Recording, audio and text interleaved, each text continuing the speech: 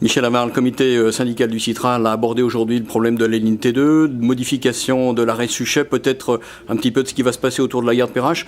Donc là, c'est un plus pour les transports collectifs. Vous avez évoqué la question des automobiles, en particulier dans ce secteur de Perrache, de Confluence, où c'est déjà très difficile.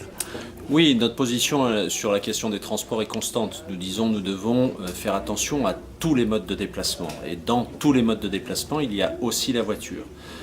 On sent bien que la volonté politique pour l'instant est plutôt de lutter contre la place de la voiture. La difficulté étant que beaucoup de gens ont besoin de leur voiture pour circuler.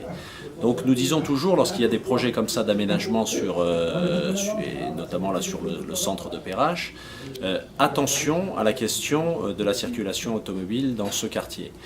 Si nous souhaitons qu'il se développe, comme nous le souhaitons tous, eh bien il faut permettre un accès avec tous les modes de transport, les transports en commun bien sûr, mais aussi la facilité pour les usagers de la voiture, pour tous ceux qui n'ont pas d'autre choix ou d'autres solutions que la voiture, la capacité à pouvoir accéder à ce quartier. La coexistence, transport en commun, voiture particulière, ça vous semble cohérent ? Mais de toute façon, c'est une nécessité.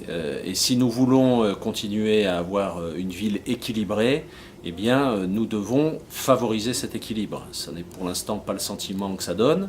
Il faut, pour cela, dans toutes les études qui sont faites, bien examiner l'impact de la mise en place, et là pour le coup, de la piétonisation de la voûte ouest du centre d'échange de Perrache et sa réservation à des modes de transport doux ou collectifs sur la circulation automobile, plutôt que de mettre les gens devant le fait accompli et se retrouver dans une situation catastrophique au terme de l'aménagement. Donc il faut anticiper les choses, il faut essayer de les mesurer, même si la mesure est toujours difficile, et quoi qu'il en soit, n'exclure personne.